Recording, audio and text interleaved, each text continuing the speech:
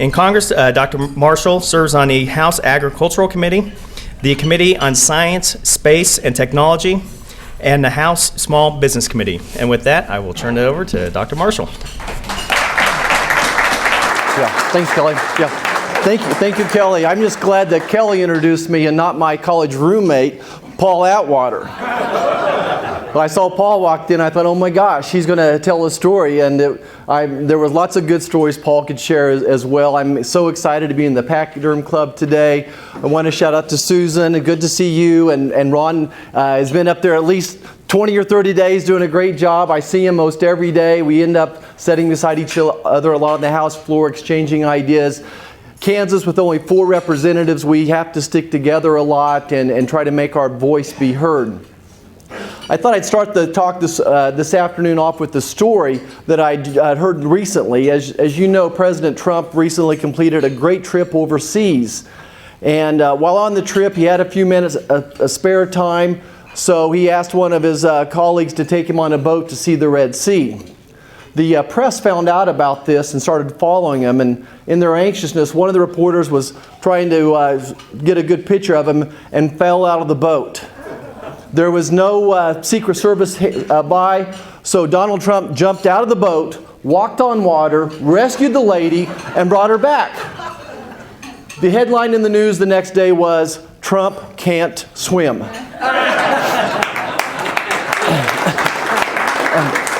And that's what I'm here to, I think, to share you. The narrative that the media is showing does not seem to be what I'm seeing in Washington, D.C.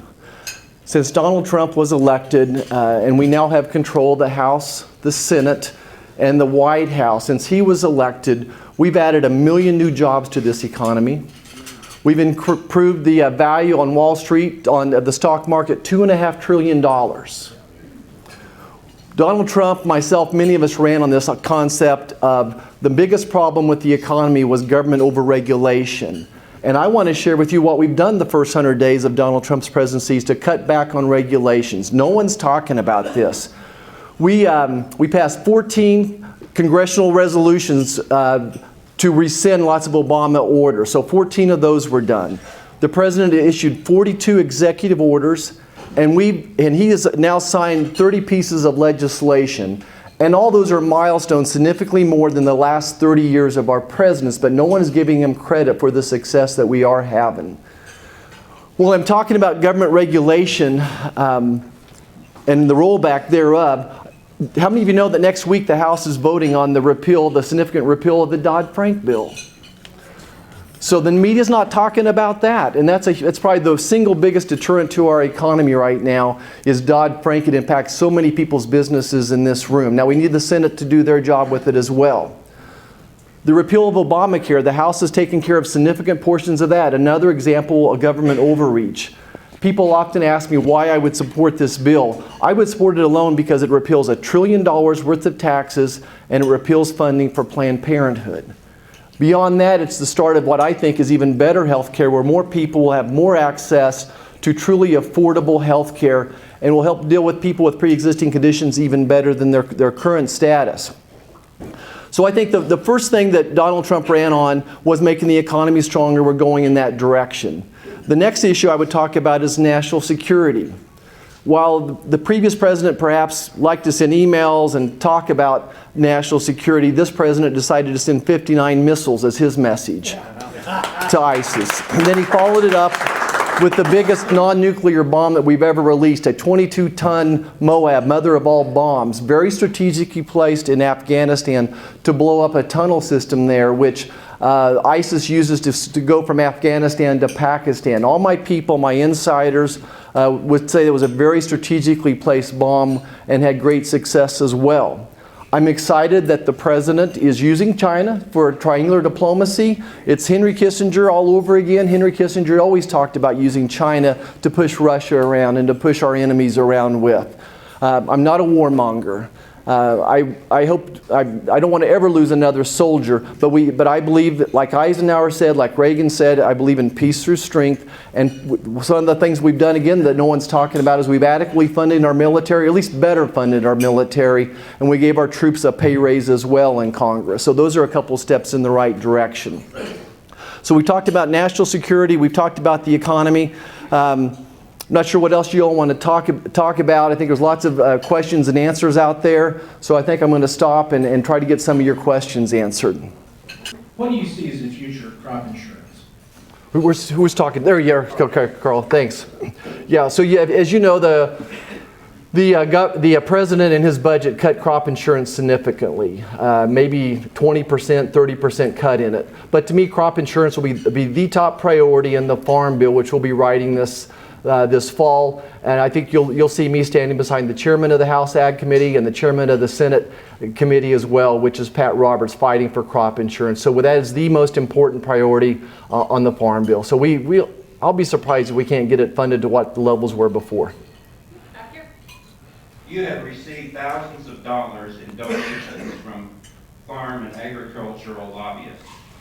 President Trump, in his proposed budget to Congress, wants to eliminate farm and agriculture subsidies to balance the federal budget in 10 years. Please tell us what is more important to you, being a lapdog for the ag lobby or balancing the federal budget to protect your grandkids' economic future? Yeah. Well, thanks for your question. I am excited that the president submitted a budget that, for the first time in over a decade, actually potentially does balance. So I'm excited about that. I think that crop insurance, that crops are part of the national security, that we have the safest, most affordable food sources in the world, and we need to continue those. The farmers have been through 2 or 3 years of drought, a huge snowstorm, a large prairie fire. If you want to continue a safe, reliable, affordable food source, we need crop insurance. So, beg to differ on your whole premise, but appreciate your concern. I believe national finance is really the most important thing. Our $20 trillion national debt and non-balanced budget. What can you do to help us there? Yeah. So, one of the things we've already done, look to see what we've done already. We've cut $1 trillion worth of taxes from Obamacare to start with. So I do think that we have to start living within our means. And also, we need to improve the economy. An improved economy will mean a bigger tax base as well. But mostly, we need to start working on cutting back on Medicaid, cutting back on food stamps, some of those types of things, and improve work requirements. Questions? Yes, Jim.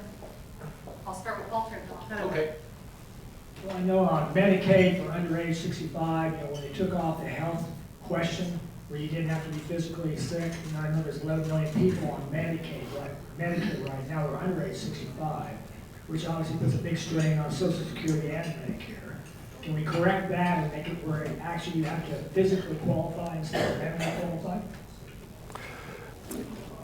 That would be the goal. And one of the Congressional Review Acts that we passed actually allows states to make work requirements. So one of the last things Obama did was try to take that option out for the states. So we're trying to improve the idea that you need to have work requirements. Dr. Marshall, thanks for joining us. Appreciate what you're doing in Congress and all that you're doing to bring things back to the base. I know that you believe, and I think the Republican Party pretty much stands for elevating the economic situation of our country, and that kind of floats all boats higher. So can you give us a little bit of an overview, talk a little bit about some of the positive things that happened, a little bit of the overview of what you see coming in terms of economic improvements and how you see us getting there? Right. So I think I already talked about rolling back regulations as step number 1. So we talked about that. I think tax reform is step number 2. And what we're talking about is the opportunity to lower corporate tax rates to a C-Corp to 20%, pass-through entities like LLCs and S-Corps to 25%. So that would be some basic corporate tax reform, repatriating dollars. In private conversations with President Trump, he's talked about that he can repatriate $4 to $5 trillion, maybe at a 10% tax, use that money for infrastructure. So those are the first two steps. Whatever we can do to encourage innovation, I think innovation is going to be very important in our economy as well. So those would be some things. You know, in our state, we have 20,000 open jobs right now. In your own aircraft industry, people are retiring so quick you're having problems replacing those people as well. So we need to have adequate. I'm a big supporter of community colleges, of technical colleges, those places where you can get a quick 2-year degree and have a $60,000, $80,000 a year job as well. So those are a couple things that we'll be focusing on. Dr. Paris Accord there on the climate. What are the 2 or 3 major areas that Trump really believes is hurting, you know, the continental United States? And I mean, honestly, he may go back in. He just wants to renegotiate. But are they true? What are they? Okay, so the Paris Accords, first of all, it's interesting that it was not a Paris Treaty because Barack Obama knew that the Senate would never pass it. This is a toothless tiger type of agreement, that there's no enforcement with it.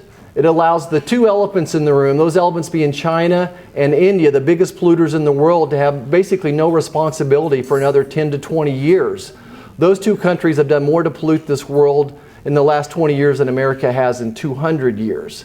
The Paris Accord is a job killer for this country as well. It's going to drive up energy costs and put the costs on the back of American hardworking men and women. So certainly I think the environment's important. I'm so proud that the airs I breathe today are cleaner today than when I was growing up. A little common sense goes a long way. So let's keep, go back to innovation. I think innovation can continue to make clean coal. I think that innovation in our cars, the amount of pollution that we're spewing out is much less. So I'm okay with renegotiating it, but we shouldn't punish America. One country in or out of this deal is not going to make the difference. We need the whole world on board, and even just coming up to our standards. Congressman, thank you for being here today and for serving the state of Kansas and the people of it. Would you talk to us a little bit about the whole border wall issue and where that's evolving to now compared to being a masonry structure? Sure. So it's questions about the border wall. Certainly President Trump has stayed very consistent that he wants to build a wall. He's been quoted multiple times saying he promised the American public he would do it, and by gosh, he's going to do it. Now, don't know how we're going to pay for it. I've been waiting for Mexico to step up, but so far they haven't. So I think the appetite in Congress is that, at least right now, we don't see it's feasible to build a wall. That being said, I want to emphasize I'm very much in favor of securing the borders. Several of my classmates from the freshman class with military experience that are on the Homeland Security committees actually did a visit down on the border. And what they've been told is that different places of the borders, they would like to secure it differently. Certainly I think there's a place for UAVs. Most of the border guards say they want to be able to see people coming at them. So they want there's some type of a ballast, a big pole that goes deep in the ground that they would put up as well. So there's multiple ways to do it. Very much want to secure the border, but I'm not sure a wall is the best way to do it. I don't know if it's even feasible. We have to deal with some of the Native Americans' land and their border issues as well. So let's secure the border. And I'm happy, again, what's the objective evidence? My old track coach said, show me, don't tell me. The number of people illegally crossing the borders is down significantly, mainly because this president's enforcing the law of the land. Over here with King. Thank you for coming back to Kansas and giving us this update. My question has to do with the repealing and replacing of Obamacare, and specifically whether you see direct primary care component in that new legislation. Certainly, I'm a big advocate for it. And when I was working on this several months ago, what I supported was value pools. And these are people with pre-existing conditions would go into a value pool, and that if 5 or 10% of people are eating up 90% of the healthcare dollars, that they need a primary care doctor directing them, almost like their own concierge. So I would like to see it, but I think it's going to be up to the states to decide how they want to do it. All I know is Washington messes it up whenever we try to give people directives like that. But I think there's a great opportunity for primary care, and if we're ever going to start driving the cost of healthcare downward, I think that direct primary care will be a big, big piece of that. Over here. I also want to thank you for coming. So this is a follow-up question on immigration. the wall clearly, we have to find a way to seal the borders, but once that is achieved, what are you going to do with 11 million illegal immigrants, and more particularly with their children? Okay. Certainly, this is a tough issue. So again, I'm going to emphasize that we secure the border and we enforce the law of the lands. We need to figure out a simpler work visa program for these people as well. 3/4 of the undocumented immigrants now are people that came here documented. And part of it is the process is so onerous to maintain that work visa, and also just the sheer number of the work visas are too low in numbers of cases. It's basically set up for migrant workers that are seasonal more so. And what we need are people that, our cows have to be milked for 365 days a year, and the feedlots need workers 24/7 as well, 365 days a year. So I think that they're going to have to get back in line somehow. I don't think Kansas can afford to put them all on a train and ship them back to Mexico. It would ruin our economy. This economy would be devastated if we try to do that. Certainly young kids who were brought here, my heart pours out to them. My own son texting me at 2 o'clock in the morning asking if the girl he took to prom last year was going to get shipped back home through no fault of her own. It brought it certainly close to home to me. So I do think we have to have compassion and a heart as well. Back here, please. And thank you, excuse me, Congressman, and I appreciate all your service in Washington. Going back to the Farm Bill, I know it's a little bit premature, a little bit before the horse, I guess, this fall, but I see directly the farm dealers, the farmers, and the commodity prices, what they've done recently, and through the last couple of years now, we just hit a big dip in the equipment prices, which will not come back anytime soon. What do you see in that Farm Bill that can help the farmer, as opposed to further cuts and damage to the farmers, and also to the dealers and the small businesses that are in that domino effect with that farmer? Right. So specifically in the Farm Bill will be the crop insurance itself and the ARC and the PLC payments, making some improvements in those. But I think the biggest solution is not going to come from the Farm Bill, and that's why I'm devoting a lot of my time to trade. I think the only thing I can do to help the prices of wheat and corn and cattle is to open up markets. And again, going back to this, well, so prove it. What are you doing to help? I've taken a trip to Cuba. I met with representatives, trade representatives from Japan and Taiwan, and 2 different groups from Mexico. Mexico and Canada are our biggest trade partners right now, so we need to make sure we maintain that properly. Working hard with U.S. Trade Representative Bob Lighthizer, working hard with the Secretary of Agriculture. I expect to be a seller for Kansas, side beside those people, making sure that we keep our markets open and trying to open new markets as well. So I think trade is going to be the key. We're blessed to have more food than we can consume here. We literally have mountains of wheat in western Kansas that we can't get sold. So we need to open up new markets.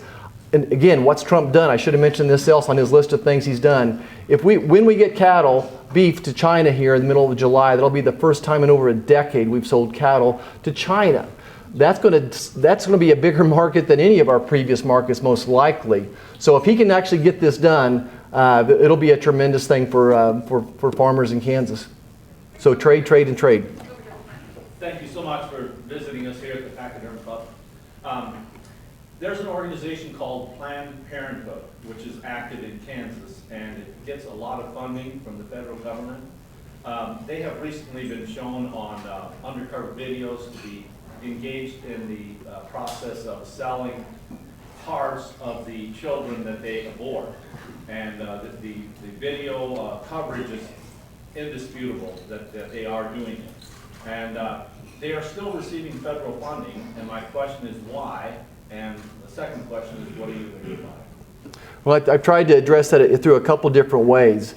And certainly I learned about Planned Parenthood 25 years ago when there was a Planned Parenthood in Hayes, and knew that they were not our friends. So that, this was no news to me.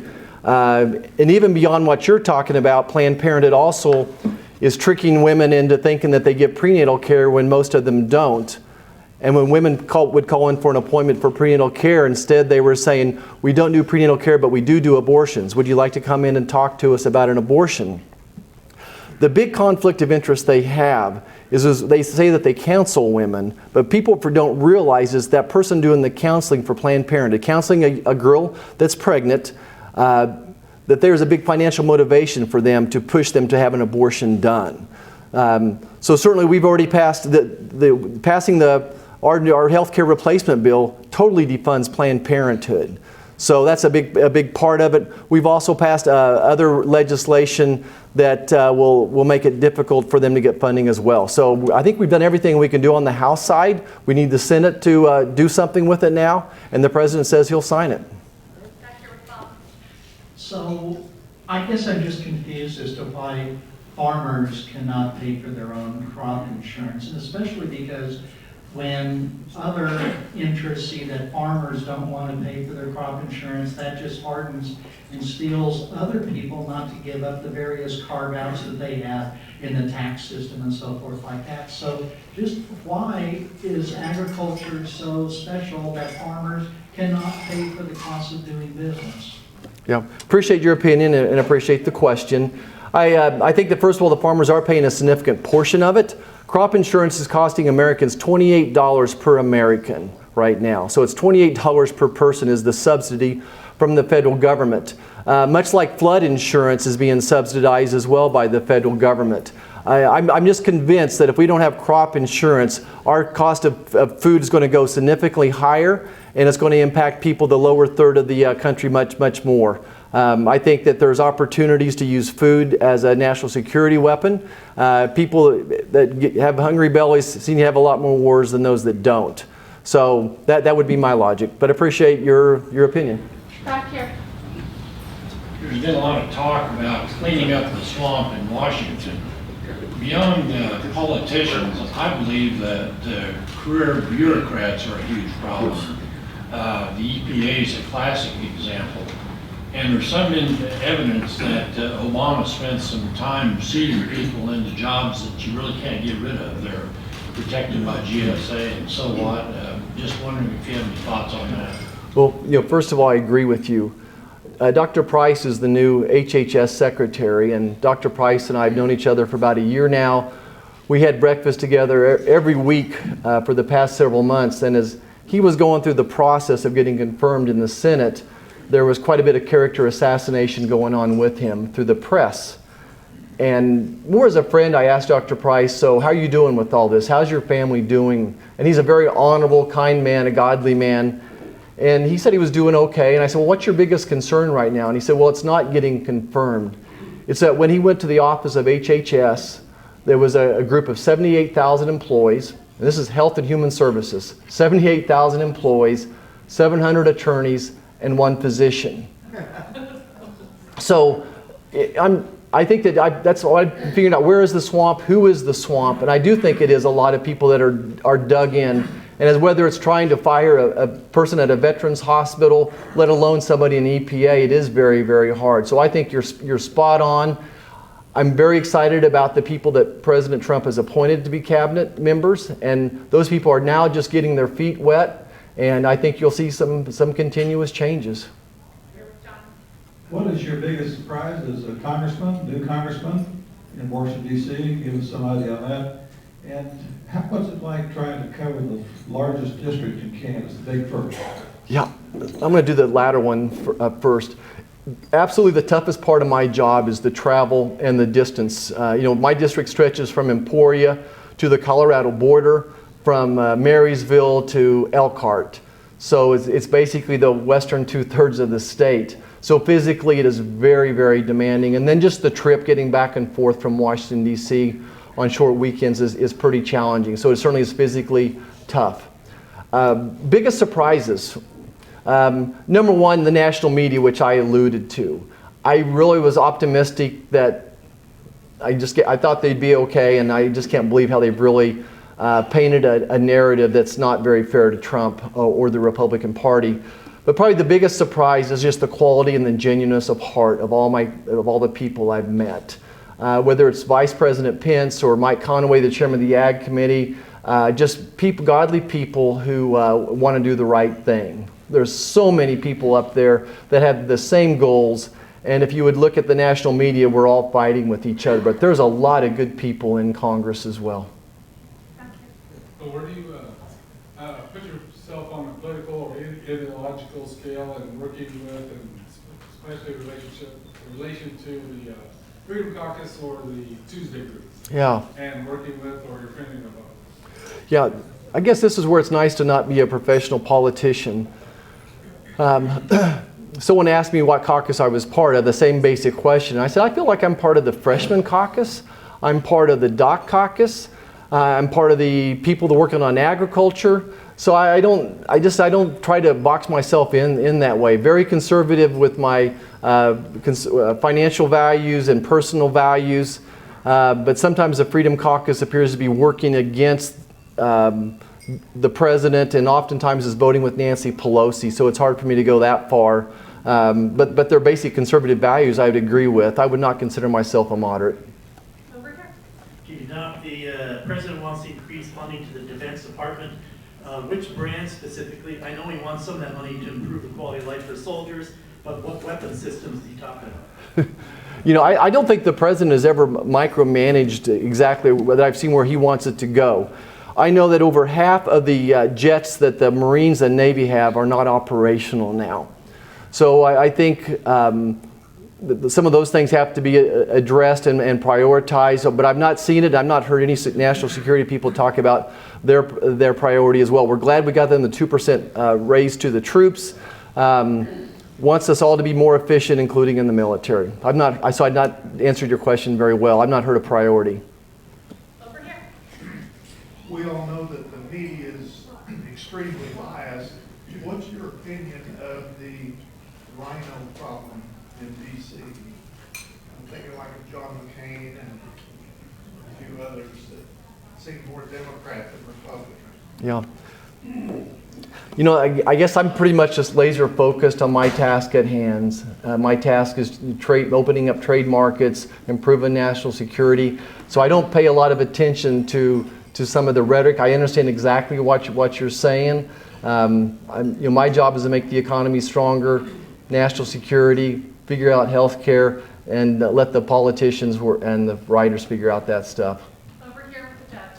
Thank you. Well, my friends are really interested in the Hearing Protection Act. I'm wondering if you can explain where that is in the House, and I know we have quite a wall to scale in the Senate, but that basically would change suppressors from Title II to Title I. Okay. Do you want to give us a little bit more background on it for the people who don't know? Sure.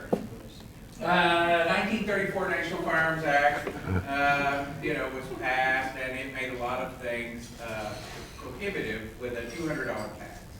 And suppressors are, they're not regulated in any great extent in Europe. They don't seem to be used much in crime, and it's not like a movie. And I think it would be certainly a stimulus for the industry, and also help with people in protecting their hearing to be able to purchase them basically just like a firearm. Still have to go through a background check. Exactly. So I'm part of a sportsman's caucus that's supporting the legislation to make that happen. I don't think it's even got to the committee level that I'm aware of. One of the things I'm also seeing is just firing ranges are becoming more and more common, and sometimes they're placed geometrically close to civilians and people, including the one in El Dorado, and has created a lot of controversy. So this would help decrease the noise pollution to the people that are by them. So there's lots of good reasons. The current legislation is, the way it is now, has really driven the prices of them up to $700, $800, $900 a piece. So we would like to address it. I would. But Congress does not do very well tracking down 3 or 4 roads at the same time. So it'll be hard to get this one prioritized. Over here with Mark. Thank you again for taking my question. I think everybody in Washington, D.C. that has any sense about them wants us to have good relations with Russia. And we need to do that. The world needs that. But we've got a little problem called the Crimea area of the Ukraine. And in my opinion, we can't let something as blatant and as unfair and as bullying or whatever as that to go unchecked. And I'm hoping that you will advise Trump to do something about that. And my question is, what are your feelings about the Crimea being taken from the Ukraine? And what do you think we should do? Okay. You know, sometimes you inherit a business that's gone underwater and you're trying to fix it. So I think Russia filled the power vacuum that was there. So as they saw our power decreasing, they immediately jumped in there. I think with them already being there, it's going to be very hard to, quote, push them out of there. I think that most of us in Congress realize Russia is the enemy, but yet they are part of this world. I'm not interested in starting a world war. I'm not interested in ground troops going in there, the American ground troops. So I think we're going to have to fall back to diplomacy on this one and put pressure different ways. And one of the systems, we just need a stronger military so we have a bigger stick that we can wave at them. So right now they don't respect us. At least they didn't until January the 28th when Trump was sworn in. So I understand the problem. I don't see an easy solution to it though. I'm going to ask you the favorite question that Ron has been posed to Ron. What's your impression of the president's hair? I like the color of it. We like the fact that he's got it. Is that it? That's all we get, the color?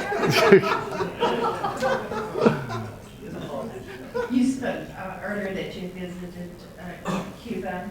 I know there's an argument that we can increase trade with them for our agricultural products, but there's a lot of corruption in that government and so forth. So what is our game in our relationship with Cuba, or are we just more the same, just a different verse? Number one is I would say 70% of Americans think that we should end the embargo. And I've seen that number just grow over the past decade. 95% of Cubans would like to end the embargo as well. What I saw was a country that's in great change. Raul Castro is going to step down in February. They are having more democratic processes there now. There are thousands of small businesses, non-government related, that are springing up. They're starting to taste capitalism. It's an island of 11 million people. 3 million now have cell phones. They have hot spots where they can go get access to the internet, and granted some of it's still filtered. But I think a lot of this is just going to happen naturally, much like we've seen other communist countries. Once they see democracy and taste democracy, it's going to happen amongst them. I don't disagree with you that there's still a lot of corruption in their government. So we have to be very, very careful about how we deal with them. I'm not excited about the federal government loaning them money, but if American entrepreneurs want to loan them money to purchase wheat, then I have no problem with that. And with the caveat that, yes, they've been late on their bills many times. I think that what we've been doing has not worked, though. I think that we can hold them more accountable when they become a better trade partner for us, and certainly it would be good for Kansas agriculture to open up those markets. One of the president's emphasis has been infrastructure. Is there any help or plan coming down to improve the safety of some of the bridges throughout the country? Kansas has got a lot of bridges. Okay. Well, certainly infrastructure is a huge, huge topic, and always the question is how are we going to fund it? And I talked a little bit earlier about the repatriation of monies. Also, what we've talked about, though, is local states, local municipalities putting monies in as well. I don't think that with this infrastructure there's going to be a whole lot of the federal government saying, here's the money. I think that you're going to have to do something to match the money, and we're kind of at a disadvantage right now. We don't have a lot of money in our roads and bridges fund here in Kansas right now, versus some other states that are doing economically well. So I think roads and bridges will certainly be a priority for this administration, but so it also is having adequate water and sewage issues, which are cropping up all over this state. Adequate access to the internet is a big, big issue as well in rural America. So there's plenty of infrastructure opportunities. Over here with Steve. Thank you for being here and for your leadership. Thank It's you. needed in Kansas. I'm curious what your thoughts are on Speaker Ryan, specifically the solidity of his leadership, how you feel about House leadership in general. Do we have the team that we need moving forward? Sure. So thanks. Speaker Ryan and I have become pretty good friends, I would say. His locker is right next to mine, so we see each other most every morning, so developing a close personal relationship as well. He's very much a policy wonk type of guy. He's more like a CFO than a CEO. But as we went through this health care bill, I saw his leadership skills grow significantly, along with Kevin McCarthy's leadership skills. No one understands the process better than he does of how to get all these wheels churning, to go through reconciliation, to anticipate what the Senate's going to do, what they're not going to do. So I'm very, very supportive and complimentary of Speaker Ryan. No one knows more about tax policy than he does, and that's our next big hurdle. He certainly has made me feel like I've had a voice, asking my opinion on the health care multiple times, giving the physicians significant input on the health care bill, trying to reach down the aisle, across the aisle to make things work. So I think he's growing as a young man, and behind him 150%. Thank you. Hillary Clinton broke many laws by releasing classified information, and I see my Congress has been doing about it was lawlessness. But Judicial Watch will, if you just give them the documents that they're asking for, and not hindering Judicial Watch by enforcing the law. Okay. I've been saying for months that Hillary and President Obama have more to lose over this next investigation than President Trump does. I think you're going to start hearing about Spygate a lot more.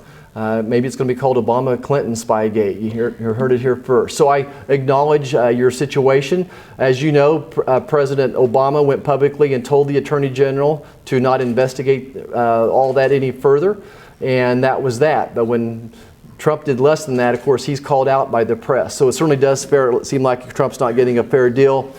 I'm very much just want to get to a conclusion, an efficient, proper conclusion as quickly as we can on all this, because it takes the eye off the ball of Washington, D.C.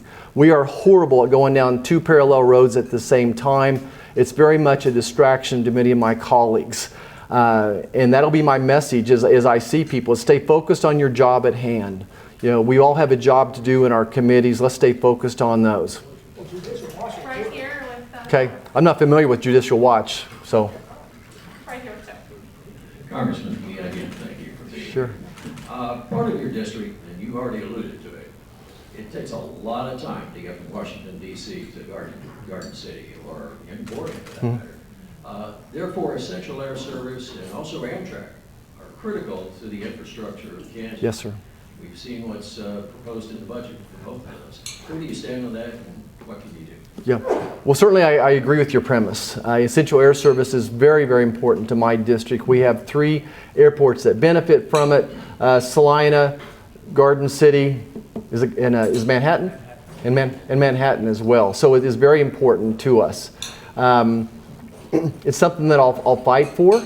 Somehow, at the end of the day, we have to balance the budget. But certainly, I do understand growing up in El Dorado in western Kansas. I certainly understand how important it is, and the infrastructure is vital. How do we get our grains, our cattle to market? Depends upon the trains quite a bit, and Amtrak very much an important part of Southwest Kansas as well. Your staff has told me we have time for one more question, and then I know you wanted to close. Yeah.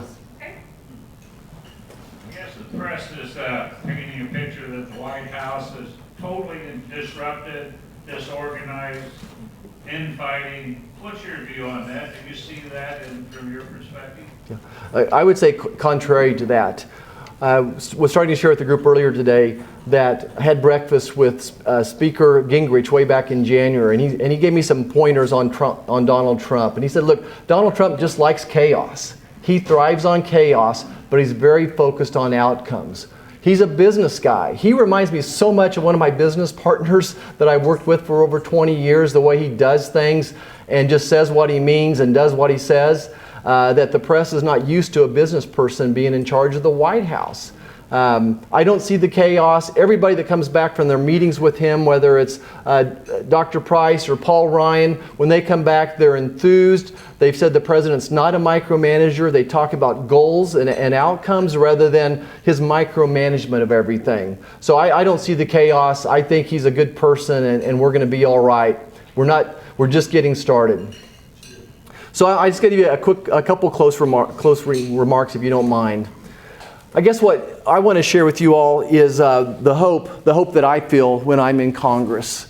The first day I went there, we had a Republican caucus meeting, and for the First time Vice President Pence walked into the room, and the first thing he said is, you know, I need your prayers. And I want you to know that your Republican Congress stopped and we prayed for him and the president. He prayed, he quoted a scripture about if this country would just fall on its knees and confess its wrongdoings, that God would bless us. And this is from the Vice President.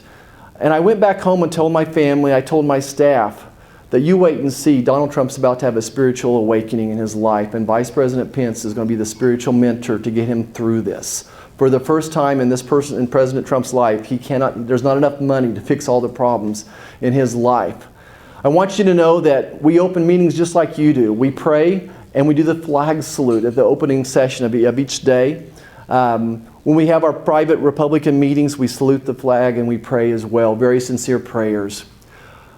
I would share with you about my freshman class. On the Republican side, 29 of us. 8 of us have military experience, 2 retired generals. We have an FBI agent, a young man who gave his legs up for this country, a retired sheriff's officer, 2 physicians, a dentist, many people from the business world, bankers and insurance people. Today's freshmen in Congress are not your old professional politicians. Most of us have signed paychecks and know what it's like to purchase health care for 300 people. So that's my hope, is that these are godly people who want to do the right thing, who are not indoctrinated in Washington policies. My freshman class is initiating a term limit bill. It'll never get anywhere, but at least we're initiating it. So that's my hope, is the young freshmen, and not all more so young. Some are have been already retired, but certainly a wonderful group of people to work with. Very optimistic about our future. Would close and say we're having the chairman of the Science Space Technology Committee come to Wichita in a couple weeks, and we're going to try to highlight to him what Wichita State is doing here. I've traveled all over the state. Their Go Create, NIAR, those things are state of the art. No one in the country is doing it better than we are. The committee I'm on oversees NASA and all the NIH, that type of funding as well. $200 million are spent in research in this state at Wichita State, KU, and K-State of federal money. You know, I talk about innovation as being part of the solution. That innovation is going to come from places like Wichita State University. So excited about what they're doing there. Would invite anybody to come to that. Katie's here would have information. My old classmate Paul Atwater's here has information about it too, but it's June 19th over the noon hour. So thanks for having me. It's always an honor to come to the Pachyderm Club.